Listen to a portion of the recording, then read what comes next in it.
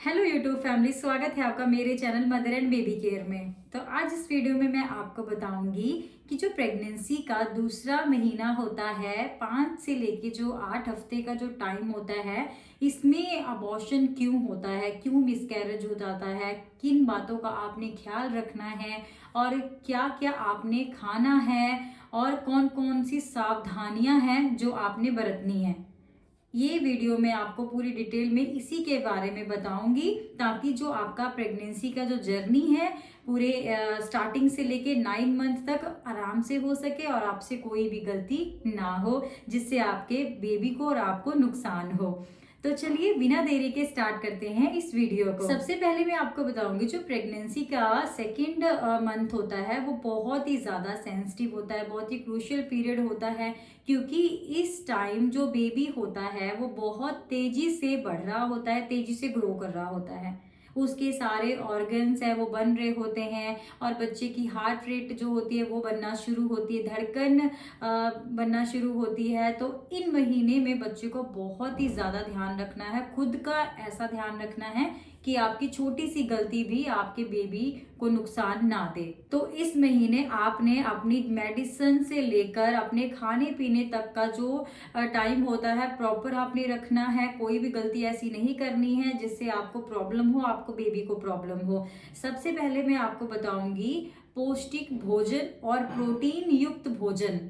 देखिए, आप स्टार्टिंग से ही प्रोटीन युक्त भोजन खाओगे, पौष्टिक आहार लोगे, जैसे कि विटामिन मिनरल्स फाइबर युक्त भोजन लोगे, जिसमें आपको प्रॉपर कार्बोहाइड्रेट की मात्रा और प्रॉपर आपको आयरन कैल्शियम भरपूर मात्रा में मिल सके, ऐसा आपने भोजन खाना है।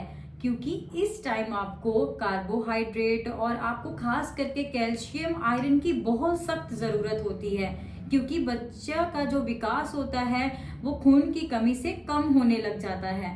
तो जो 3 महीने पहले जो 3 महीने का सफर होता है उसमें बेबी के सारे ऑर्गन्स डेवलप होते हैं, उसके बाद बच्चे का शारीरिक मानसिक विकास बढ़ने लग जाता है। तो इसलिए इन महीनों में बहुत ज्यादा ध्यान रखना है। पहले के जो पहले दूसरे तीसरे महीने होते हैं, दूसरे महीने में तो कुछ ज्यादा ही हमें ध्यान देना होता है। तो नेक्स्ट है फाइबर युक्त भोजन। अगर आप फाइबर लेते हो, पानी काफी पीते हो, 2 से 2.5 लीटर पानी आप पीते हो, तो आपको यूरिन की इन्फेक्शन नहीं होगी। देखिए, कई बार क्या होता है कि प्रेगनेंसी में यूरिनरी ट्रैक इन्फेक्शन हो जाता है, वाइट वाइट जो कर्डी जैसा डिस्चार्ज वजाइना से होने लग जाता है और सुसु करते वक्त आपको दर्द महसूस होता है, जलन महसूस होता है। बहुत से ऐसे कॉम्प्लिकेशंस प्रेगनेंसी में देखे गए हैं। तो अगर आपको ऐसा होता है तो आप पानी ज्यादा से ज्यादा पिए, ताकि आपको ये प्रॉब्लम ना हो। कैल्शियम के लिए आप दूध दही का सेवन कर सकते हैं, और जिन जिन चीजों में कैल्शियम है उसको अधिक मात्रा में आप खा सकते हैं। इस समय क्या होता है कि जो स्टार्टिंग का पीरियड होता है, कई बार प्रेगनेंसीज में बहुत ही ज्यादा कॉम्प्लिकेशंस होते हैं, मतलब उनको मूड स्विंग इतने होते हैं, नोजिया वॉमिटिंग इतना ज्यादा होता है कि उनसे ना कुछ खाया जाता है ना पिया जाता है, अच्छे से वो डाइजेस्ट भी नहीं होता है और काफी ज्यादा गैस की समस्या बनने लग जाती है। तो आप ऐसे कर सकते हैं, इकट्ठे भोजन ना करें, आप थोड़े थोड़े टुकड़ों में भोजन कर सकते हैं। जैसे सुबह थोड़ा सा हल्का नाश्ता कर लिया, उसके बाद आपने थोड़ा पानी पिया, थोड़ी देर बाद 2 से ढाई घंटे बाद फिर से हल्का सा नाश्ता करना है आपने। मतलब नाश्ते के अकॉर्डिंग, जैसे कि लंच में आपने हल्का फुल्का ही खाना है अगर आपको कुछ डाइजेस्ट अच्छे से नहीं हो रहा है या फिर खाते ही आपको उल्टी हो जाती है। नेक्स्ट है फॉलिक एसिड का सेवन। फॉलिक एसिड का सेवन आप कर सकते हैं। कई बार क्या होता है कि प्रेगनेंसी में एक औरत के बॉडी में फॉलिक एसिड की कमी के कारण बच्चे के जो ऑर्गन्स होते हैं या फिर बच्चे की न्यूरल ट्यूब होती है उसमें डिफेक्ट आ जाता है, बहुत सी प्रॉब्लम आ जाती है, बच्चा डेवलप नहीं कर पाता है और कई बार तो मिसकैरेज भी हो जाता है, क्योंकि बच्चे का जो डेवलपमेंट होता है वो वहीं पे रुक जाता है। तो आपने अपने हिसाब से नहीं चलना है।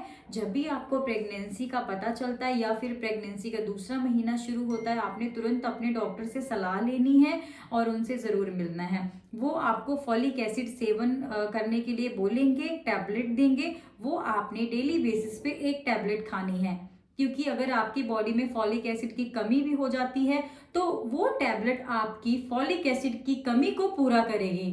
और जिससे आपके बच्चे की जो ग्रोथ है वो बहुत अच्छे से होगी और उसका शारीरिक विकास, मानसिक विकास जो है और जो उसकी रीढ़ की हड्डी का विकास बहुत अच्छे से होगा और उसको कोई प्रॉब्लम नहीं आएगी। प्रेगनेंसी के शुरुआत में आपने कैफीन का सेवन कम करना है। कैफीन मीन्स चाय और कॉफ़ी का सेवन। अगर आपका बहुत ज़्यादा मन कर रहा है तो आप कॉफ़ी पी सकते, चाय पी सकते, दिन में छोटे 2 कप पी सकते हैं, कम से कम 2 कप पी सकते हैं, इससे ज़्यादा आपने नहीं पीना है। अदरवाइज आपके बेबी को अच्छे से पोषण नहीं जाते हैं। और इसका लेने का तरीका होता है, देखिए पहले 3 महीने आपको फॉलिक एसिड सेवन करना है। फॉलिक एसिड की जो मेडिसिन है वो आपने चाय के साथ नहीं लेनी है, ना ही कॉफ़ी के साथ लेनी है। जब आप मेडिसिन लेते हो उसके 2 घंटे बाद ले सकते हो कॉफ़ी चाय, या फिर 2 घंटे पहले आपने चाय कॉफ़ी पी हो तो फॉलिक एसिड की टैबलेट भी बाद में 1-2 घंटे का गैप रखो, फिर आप खा सकते हो, ताकि आपके बच्चे को फॉलिक एसिड प्रॉपर मात्रा में मिले और चाय कॉफ़ी जो कैफीन होता है फॉलिक एसिड अपने आप में ऑब्जॉर्ब ना कर ले। आपकी बॉडी में ऑब्जॉर्ब करने ही नहीं देते हैं जो ये कैफीन होती है। तो एक्सेसिव मात्रा ना ले, सुबह शाम ले सकते हैं छोटे 2 कप दिन में, इससे ज़्यादा नहीं। सेकेंड मंथ में आपकी बेबी की हार्ट रेट पता चलती है। तो सेकेंड देखिए, फर्स्ट मंथ जो होता है आपको डॉक्टर्स भी बोलते हैं कि आप ये महीना पूरा निकाल दो, आराम से रहो आप। तो सेकेंड मंथ में आपका अल्ट्रासाउंड करेंगे जिससे बच्चे की धड़कन का पता चलेगा, बच्चे की धड़कन की जांच करेंगे कि हाँ बच्चे की जो धड़कन है बनी है या नहीं बनी है।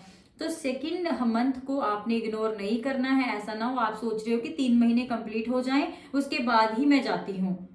तो आपने सेकेंड मंथ प्रॉपर जाना है, अपना डेली बेसिस पे जो जो वो बोलते हैं सारी जांच करवानी है और अल्ट्रासाउंड तो स्पेशली करवाना है बच्चे की जांच के लिए कि बच्चे का शारीरिक विकास अच्छा हो रहा है और बच्चे में कोई प्रॉब्लम तो नहीं है, या हार्ट रेट उसकी बनी ना हो, या फिर उसकी हार्ट रेट बन गई हो तो ज़्यादा बेटर है।